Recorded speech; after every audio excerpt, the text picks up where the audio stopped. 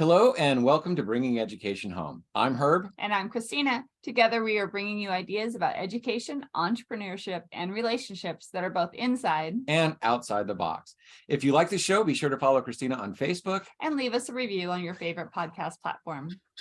Today, we have the pleasure of introducing Dr. Mort Orman, MD. Dr. Mort Orman is an internal medicine physician with 40 years of success as an anger elimination and stress elimination expert.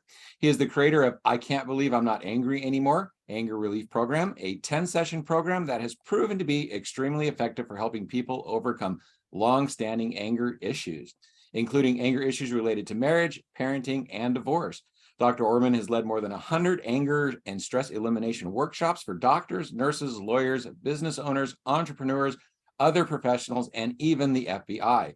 He's also been the official sponsor of the National Stress Awareness Month in the U.S. every April since 1982. Welcome, Dr. Mort. Well, thank you. I'm happy to be here. Is that okay to call you Dr. Mort, or would you prefer to be called something else? No, Dr. Mort is fine. Awesome. We are so glad you came to join us today. Go ahead and give us a little bit of your background. I mean, there was some in your bio, but what made you go from a practicing MD to working on and focusing on this anger issue? Well, anger and stress, and what made me go there was being a practicing physician where you have a lot of stress, in your job. And it was stressful getting into medicine, in college. It was very competitive.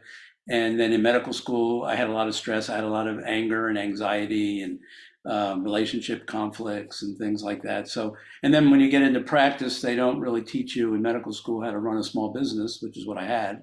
So I had to figure that all out. And then on top of that, so I'm sitting there struggling with my own stresses, and then my patients are coming to me and they're hoping that I can help them with their stresses. So they're unloading all of their difficulties, not just their medical concerns, but their family concerns and their problems and, things at work and all kinds, and they're hoping that I can help. And I can't even deal with my stress. Mm-hmm. So I'm feeling doubly stressed now because I don't know what to do with help my patients.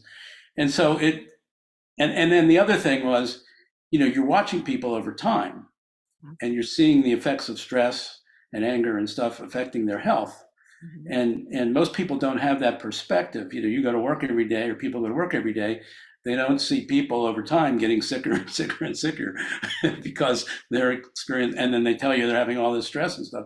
So I could see that this stress train was headed for me. If I didn't, not only do I need to figure out stress to help my patients, but if I can't figure it out for myself, I could end up, with illnesses or needing an MD. Yeah. So the whole thing was in a setup for me to be highly motivated, is what I'm trying to say. So I kept searching, and I made a decision early on in my practice that most doctors and busy people don't do. I decided to do personal development work because I wanted to get none of the traditional solutions to stress and anger were working for me, and I wanted to expand my horizons and look for other solutions. Right. So I made that commitment. I started, going to workshops and following, thought leaders and reading books, and I started learning all this stuff that they never taught me about human beings in medical school. Right. It's amazing. They send you out there to take care of human beings. They teach you about hearts and lungs and kidneys and things like that. But you're out to take care of bodies, but they don't tell you that there's people inside of those bodies. And they don't teach you a lot about those people and what they struggle with and what they wrestle with and all this kind of stuff. So I was learning all this stuff, and I was going, oh my God, a lot of the things I thought I understood about myself and human beings weren't true. Correct. And I had never been exposed to some of these ideas before. And when I went like, gee, that clarifies things. I can understand things better now. I understand myself better now. And so the whole thing got me into a mode of questioning all of the standard dogma in different fields. And it led me to questioning everything. I asked myself, what if everything I've been taught about stress isn't true? Mm-hmm. I didn't know the answer. At the time, I didn't know whether that was a valid path or not, but I decided to go down it and explore it. And I spent another couple years just, trying to figure out what was true and not true about stress. And lo and behold, I found out that almost everything isn't true. And as I started assembling the pieces of the puzzle of what was true, I was able to use that stuff to end my anxiety problems, to end my anger problems, to cure myself of horrendous public speaking fear. Like I could have never done this back when I was in my 20s and 30s. I would have been a basket case. I would have never volunteered to do it in the first place. Okay, right. Yeah. So, and then to really fix my relationship failure pattern, where not almost every relationship I had with a woman failed, no matter how well it started out. Okay. And I had no insight into why that was happening. And I eventually figured out some of the things that I was doing that I didn't notice that I was doing.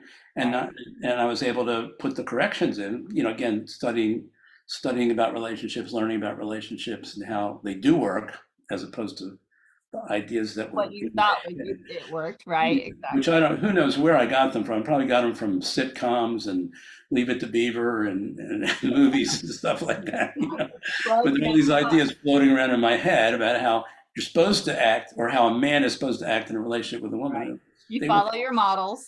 And I thought it was a success model. So I used it, I went with it, and then completely unaware of what it was, what it contained, what the rules were, what the moves were. And then when I started to really examine it and look at myself, and I looked at, okay, here's what's my model, and I said, that's a crazy model. I wouldn't want to be with somebody who treated me that way. I said, this is a failure model masquerading as a success model. I gotta change this model. I gotta figure out a better model that works. And I was eventually able to do that. And a couple months later, met my wife, whose name is Kristina, by the way, with a C. That's right. Yeah. And we've been married for 38 years now. So, I mean, congratulations. I was able to make the corrections once I figured out what the hell was really going on. Just like in those other areas of my life where I had no insight into what was going on within me that was causing the anger or the anxiety or the fear of public speaking, I was able to finally figure all that stuff out. And then once I could see it, I could correct it. So right, exactly. Well, I love it. I love how, basically you said that instead of having a doctor mind, you kind of have an entrepreneur mind, the kind of mind that wanted to explore and figure out things in a different way. And so the interesting thing is doctors like you. The interesting thing, the doctor's mind was actually getting in my way, because the doctor's mind, you're trained for 7 years to never be wrong. Yeah. To be a perfectionist, to abhor being wrong. I mean, that's the worst thing you can do as a doctor, is to be wrong. Right. So I went through that training and I absorbed it all, and I had a phobia about being wrong. Did not want to be wrong. It turns out all of the breakthroughs that I had in my life and stress and everything came from admitting how wrong I was about stuff. Exactly. And I was blocked. I was blocked off from being able to do that because of this training that I had, which is really good for being a doctor. Yeah. Okay, you don't want to be wrong as a doctor, but exactly. Man, in almost every other area of life, we've got all kinds of crazy ideas in our head that aren't true, and I wasn't even able to ask those questions because I was just blocked off from all those things that I eventually explored and discovered a lot of stuff. Yeah, part of our intro is she's in the box, I'm out of the box. She's been a teacher for 27 years, and being in the school system, watching from the inside, doing it from the inside. When we got out and started our own school, her ideas were very much along the same lines. But me being outside the box entrepreneur, I brought in so many different ideas and restructured it to get it out of that in the box, to make it more human-centric, more flexible and human-centric back for the entrepreneur. So well, I always said that I frequently say that the reason why I have so much stress and anger in the world today, there are a bunch of reasons, but one of the main reasons is the absolute failure of our educational system to help people understand their emotions, to help people understand stress, where it comes from, even to what it is. I mean, we are teaching people the wrong things. Right. And I had absorbed all that stuff, and so I had all these wrong ideas about stress and anger. And it wasn't until I was able to let go of them and realize they were incorrect, and then explore, well, what is the truth? what is stress? Where does it come from? What is anger? Where does it come from? That's when I was able to have breakthroughs. That's when I was able to discover what worked. And that's been 40 years ago. Right. And I'm still using those same insights today, and I'll probably use them for the rest of my life. And I've been teaching them to lots of other people who are getting value out of them as well. So, I mean, it's really a shame that we're not preparing. We're supposed to be preparing our kids for life, Yeah. for being happy, for being successful in life, and we're not. Which is exactly why we're doing what we're doing, why we're building our educational model. To bring the people back into the kids, to teach them a little bit about psychology and about how their makeup works, and that it's how you build your character instead of who you are, so that instead of being wrong for being an introvert, you can know that you're an introvert and then apply tools to gain skills to work with that instead of limiting yourself to being that. Right. So that kind of just basic knowledge that you can change different aspects and grow yourself really needs to be taught in our school with the love of learning. And our education system right now is being taught facts and tests and do this. It's not taught, hey, be a person and this is how you learn, and now go out and grow your life and the lives of other people. So that's the aspect of our education system. I mean, I went all through college, medical school, extra years of medical training. Nothing about how to succeed in relationships. Nothing about how to understand and deal with emotions. Other than to suppress them. As a doctor, you learn how to do that. It's just about how to balance a checkbook or take care of a car or I mean, but that kind of stuff is easy enough. You can learn how to do that. But the stuff about emotions and relationships. I mean, if you watch The Bachelor and The Bachelorette to understand love, you're going to be in trouble. Big trouble. And unfortunately, that's the mindset of how people think about relationships today, with modeling like that, which is crazy. I actually watch it because it's like a train wreck. I mean, it's so horrible to see what it's doing to people. If you're watching it in the right mindset, it's a comedy, because you realize that like that stuff is just so totally wrong and just so funny, because that really shouldn't be happening. It's like watching Monty Python. Yes. It's not real. Yes.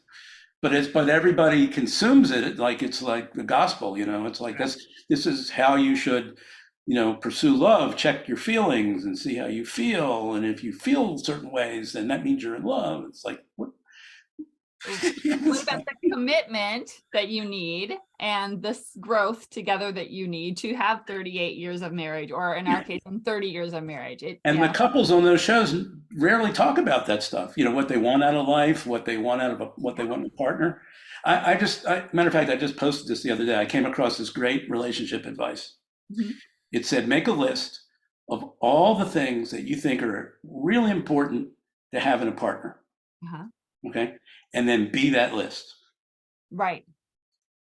Because you will attract what you're being or what you're doing. So you'll find the one that matches with that. And then, So getting back into your work, I've heard of anger management. I've kind of been on a stoic path. I've tried to reach stoicism. I agree with that a lot, as emotions are more of a signal, not as a signal to help guide you in your choices, not as the decision maker, but as a signal. So how does anger elimination work? Are you not removing that signal that something might be wrong?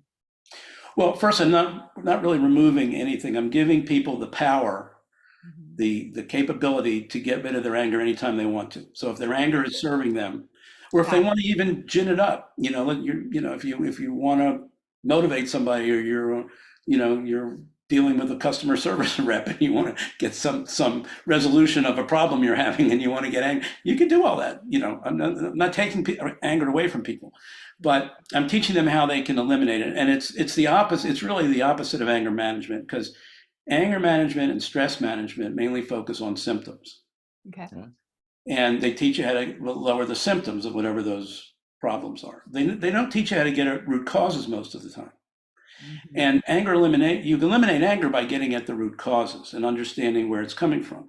And one of the things we don't teach our kids today, or even our adults today, Right. is that when you're dealing with anger or stress in a human being, this is different from an animal like a dog or a lion or something, there's always two types of causes. There's the external causes, which are the things that happen that trigger us, okay? And then there are the internal causes. Everybody sees the external causes, and that's what we mostly focus on. So if you get angry and somebody asks you why you're angry, and you say, well, it's my spouse, it's my boss, it's my kids, it's the economy, it's the Republicans, it's the Democrats, whatever it is, okay? Yeah. That's all you're focused on is the external stuff. Nobody's saying, well, what are the thought patterns and behavior patterns going on inside you that are generating the anger, without which you wouldn't be able to feel angry? Because that's the key piece of the puzzle that's missing, okay? And we're not teaching that, and we should be, okay? Because it's known. I mean, cognitive behavioral scientists have figured this out a long time ago. They know how our thoughts relate to our emotions. And unless you see a therapist and happen to get lucky and get a good one, which is like not that likely. I had one, I moved away, but I had one for a while. You're not going to get this perspective, and you're not going to get these insights. And then you're going to still be managing the symptoms. So you can put if you're having I tell people, if you're having a bad marriage, you can put a punching bag in your office and a punching bag in your basement, and you can punch that bag 20 times a day and dissipate a lot of that anger that's building up in you. But is it going to make you less angry tomorrow? And the answer is no. And B, is your marriage going to be any better? Because you're not addressing the roots of either of those two problems, okay? So it's just going to keep happening over and over again. You're going to have to manage it over and over again. I struggled very much with anger in my first 20s and 30s when I opened my medical practice. I would get angry at my patients. I would get angry at my parents, at my friends. I took up tennis when I was a resident in my late 20s, and I was like John McEnroe on the tennis court. I mean, I would stomp around and curse at myself and thrash my racket.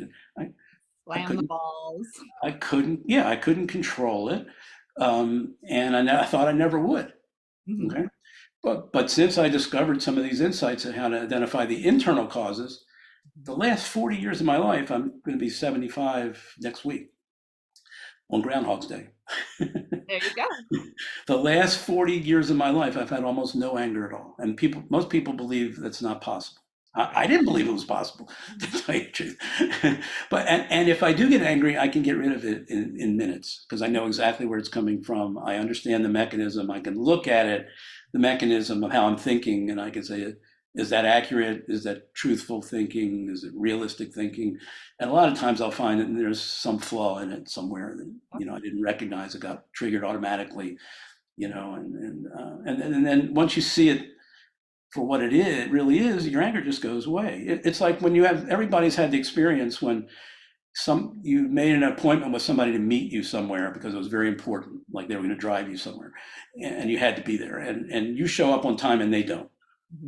And 5 minutes goes by and you're starting to get a little bit annoyed, and then 10 minutes goes by and you're thinking all these things about how they were irresponsible, they didn't take it seriously, they let you down, you shouldn't have depended on them, and they're no good, this and that.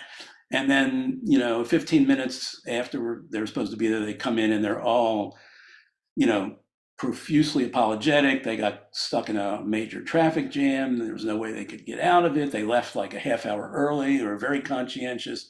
They really wanted to be there on time. They were not doing any of the things. And as soon as you realize the reality of what was going on for them is different than what you made up in your head, when they didn't show up, it's like you're not angry at them anymore. You understand, well, those things happen.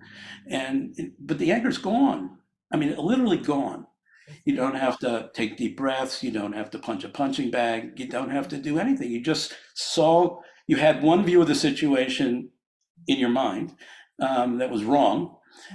Here we are getting back to being wrong. And the person came in and gave you the accurate information. So now you know what really happened.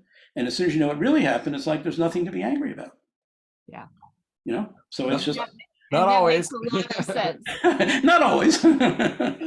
But actually, you know, it's funny, if you go, it becomes, if you dig deeper and deeper philosophically, Uh-huh. you can actually get to the point where even if it looks like your anger is totally justified, a lot of times you find out not really. If you really look at it philosophically, look at it a broader perspective, Yeah. longer perspective, it's like, yeah. At the start of this conversation, I mentioned that I have brain damage. I really messed up my head a lot. Mhm. I have really beautiful pictures, but I hurt both of my emotional processing centers really bad, and I used to be able to Do exactly. be that, and just, and now when I get ticked off, I can be angry for 2 or 3 days because the structures that create the counter chemicals to balance that kind of go away. So that mental imaging that you talk about, that questioning, that's not a one-time thing for me. Sometimes I have to do that for like an hour, hour and a half, 2 hours so I'm not angry for like 3 or 4 days. But it's like that. It's like that for me too. It's not you do it once and it's over, because your body keeps sending these perceptions to you and the ways of looking at it. It's automatic. It's like, you know, so you may go, you know, I teach people the process to get rid of their anger. So they may use the process to get, the anger's gone, and 5 minutes later it's back. Well, you do the same process again. You say, okay, I know where it's coming from now. I know how my body is telling me I'm thinking. I know how my body's telling me all my thoughts are true and justified and righteous. Okay.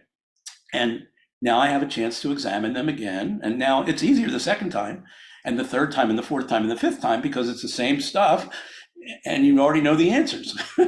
You know what's true, what's not true. And it's a constant reminding yourself. And the more you re-presence the truth of what happened, and in those moments, your anger goes away, and then it might come back again.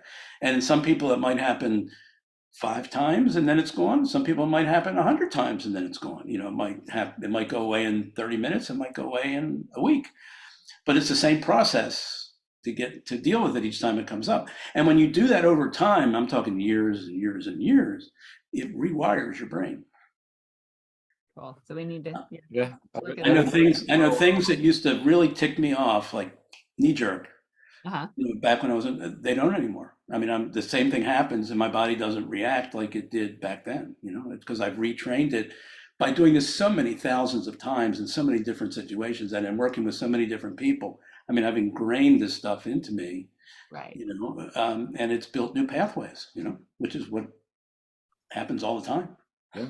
It sounds very similar to like when I'm teaching, you know, some kids can catch the concept in like 5 repetitions. Other kids need the concept like 20 repetitions. And some of them, you know, it takes 100 repetitions of the concept before they actually get it. So all of us at different rates, and all of us process at different rates. And, you know, sometimes there's extenuating circumstances like some brain damage that has to be rewired or reworked. Yes. But if you're a teacher, you're rewiring brains. Exactly. That's your job. Okay. And you're right. It's different for different people. Will rewire in different ways and at different speeds and different degrees of cooperation. But I mean, that's ultimately what you're trying to do. You're trying to get the brain to see things newly, to think differently, to have deeper understandings, better understandings, stuff like that, which is the goal of life. Exactly. Yeah. So can you give us a quick example of maybe how a parent can use this a little bit to help deal with, you know, like one of those irritating behaviors for their kids? My kid is always doing this and it always ticks me off. What could they do? Can you kind of give us a little example of?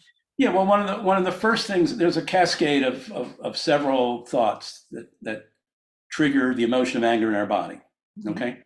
Without that, and they're sort of like generic thought patterns. They're not, you can't tell exactly what a person's thinking, but in a sort of a general sense, you know the structure of the thoughts and the cascade. Okay. So it starts off with somebody did something bad or wrong. Okay. So that's how you're looking at whatever's, so your kid's misbehaving. All right. Or let's put it, your kid is behaving in certain ways. Okay. Right. And your filter is it's misbehaving.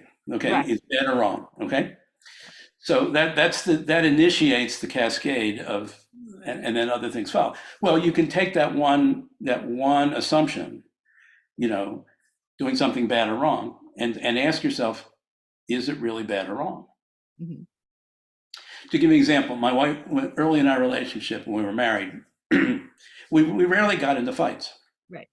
Okay. Because I rarely criticized her. She rarely criticized me. We just worked things out. So, except we had this, when we went on a trip by car, on vacation by car, everything would be fine. Drive out would be fine. The vacation would be fine. Coming back home, we would start sniping at each other in the car. Mm-hmm. And it stuck out like a sore thumb. It was so unusual that Yeah. it just really was a red flag to me. And it happened a couple times in a row consistently. And I said to myself, something's fishy here. I got to figure out what's going on. And it turns out that she and I had different family backgrounds. Okay. In my family, when we went on car trips, you drive to your vacation spot, you have fun, and then when your vacation's over, you get in your car, you drive directly home. Mm-hmm. You stop for gas or maybe stop to eat or go to the bathroom, but you go directly home. Now, my wife's family was very different. When they drove home from a vacation, my wife and her mother would say, "Oh, there's something we want to see, and it's like it's only an hour, off our path over here. Let's go do that." And they would go do that. So we would start driving home, and I knew the right way to drive home, okay, right, is you go directly home, okay? And she would say, "Oh, well, I want to see this. Let's go over here." And I would say, "No." Vacation's over, time to go home. And then she would get indignant, like, "Why no?" And I said, "No." I would say, "No, we're not going to do that." And then she would get infuriated with me, with my attitude, right, which in retrospect, I don't blame her for. But basically what I realized was I was judging her way of driving home from vacations as wrong, and my way is right. Yeah. And I asked myself, is that true? Is her way really wrong and my way really right? And when I asked that question, it's like the jig was up. It didn't take me long to answer the question as well. I guess it's not really that my way is right. It's just I have my preference, she has her preference. We have two different preferences, and neither of us is right, neither of us is wrong. We just have different ways of doing it, and so from that moment on, it's like every time we drive home and she's, "I want to go an hour over here," I say, "Sure, dear, let's go do it." It's like, why not? All the emotional charge was off of it. It's like it wasn't right. It wasn't right and wrong anymore. It was just okay. I love that, and that's what we learn about our partners over time, and how we, make small concessions to make each other happy and work towards that relationship that helps keep together. Yeah. But when we first got together, driving was a point A to point B thing.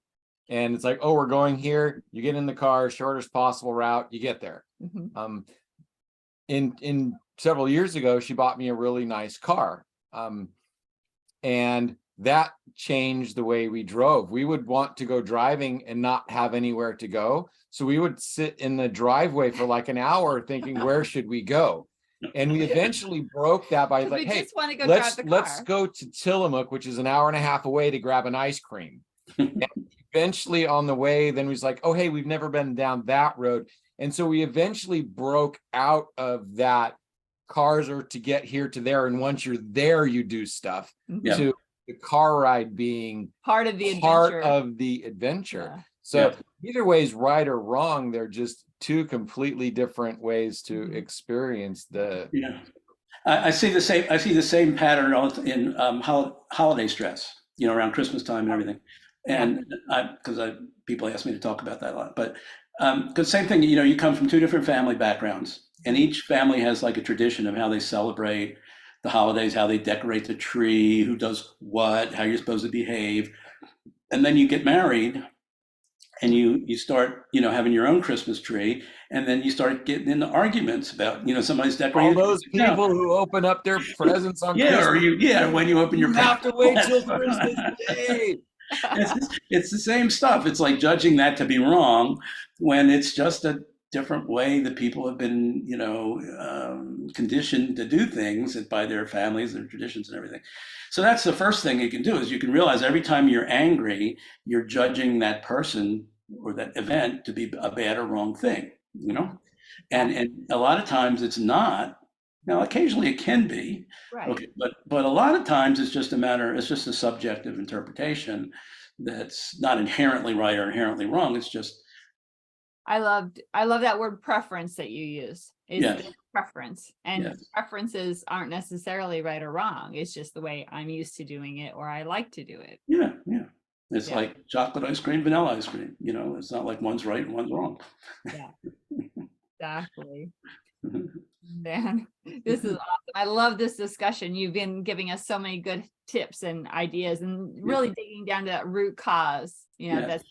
That's probably the key point of all of this is. Yes, it all gets down, and the root causes that we have the most control over, they're not the only causes, but the ones that are our own automatic patterns of thinking and behaving are the ones we have the most control over once we can identify them and own them. Right. And realize when they get triggered, because they're not very obvious. They're not like the person who lies to you or steals money from you or lets you down in some major way. You see that and react to it immediately, but it's the internal stuff that where the real action is for stress elimination and anger elimination. And people can learn to do that. I've been teaching it for 40 years. It's not that hard. I did a TEDx talk a couple of years ago at a high school in New Jersey, and my topic was what we should be teaching kids about stress in high school. Mm-hmm. And my point was, you shouldn't be allowed to graduate high school without understanding what stress is, where it comes from, and what the best strategies are for dealing with it. And that's not clear. That's not clearly understood by most people walking the planet today, which is why we have so much stress. Because everybody's operating in a very false box that gives them no possibility for living stress-free. Mm-hmm. The best they can do in that box is manage their stress, Right? Because they can't get at the root causes, because the root causes are outside of that box. Love it. Sometimes when I'm get really angry and I try and be real honest with myself, one of the things that I realize is I'm getting angry at other people for stuff that they're doing that I don't like that I do.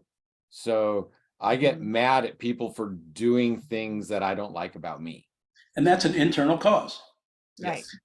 And when you recognize that, it takes some of the emotion out of the anger towards them, because you realize you're just upset with yourself, or would be upset with yourself if you did the same thing, Right. And so you have you have less angry feelings for that person, because you understand it's a human thing and you do it and they do it. And, Yeah. Changing your point of view is a miracle. Yeah. Mm-hmm. But then it's interesting, because then you could easily get into the trap of getting angry at yourself, which is also not necessary. You can run the same process on, well, what's true and not true about getting angry at yourself. The guilt shame cycle on yourself. I got angry at him, and then goes through the guilt shame cycle on Yeah.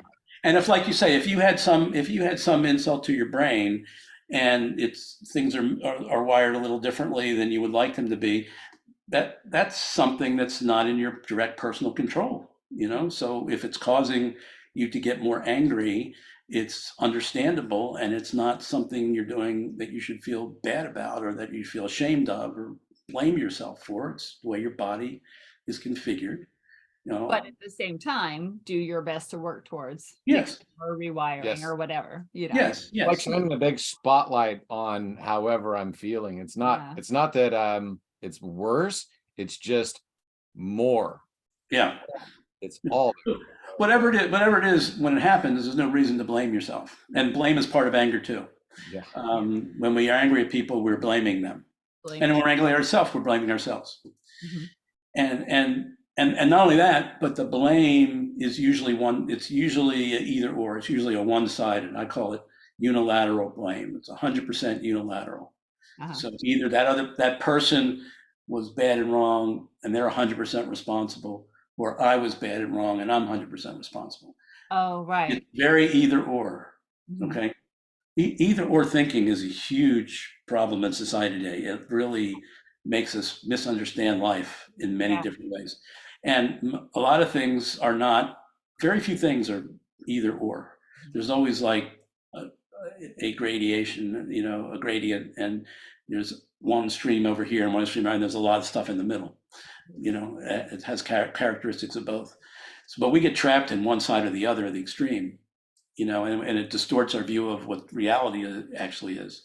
And then we get upset, and various different kinds of upsets as a result of that. And again, that's not, where are we teaching people that either or thinking is very bad? Well, it's actually, I take that back. I just did it. I just said it's bad. It's not really bad. It's actually helpful in a lot of ways. It evolved to keep us alive. So in that sense, it's really good. But I mean, it can be very damaging when you get stuck in it and not realize how it makes you blind to a lot of the reality of life. Yeah, it's a lot easier to make a choice binary instead of multivariable, because more things coming into it. So Yeah. if you make it, hey, it's this or this. Yep. You don't have to take all that other stuff. That's easy. But all this other stuff is false. It's a false dichotomy. Yeah. Yeah. Exactly. Because there is all that stuff in the middle. Exactly. Awesome. Well, Dr. Mort, it has been wonderful talking with you. Can you tell us about any projects you have coming up or anything that you're doing right now that people, and how people can get a hold of you and find out more about getting rid of their anger? Yeah, eliminating. We work with a lot of homeschool parents, and that And close parents. interaction does tend to Intensify those kind of things. So I actually think the homeschooling movement is a great place for this kind of a breakthrough in terms of teaching.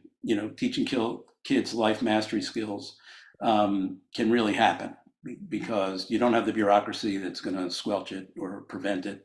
Right. And if the parents think it's valuable, then they can buy into it. Not only that, but in this kind of stuff, teaching about stress and anger, the parents have just as much to learn as the kids. Yep. And they can actually learn it together if they wanted to, and that would be really cool.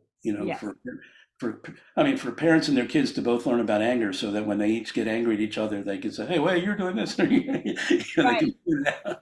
They can point it out. Would be cool. And so I'd be happy. Anybody who wants to get in touch, who's a homeschooling and wants me to help them teach some of the stuff, to either their children or children that are in their group that they're working with, I'd be more than happy to get involved with that.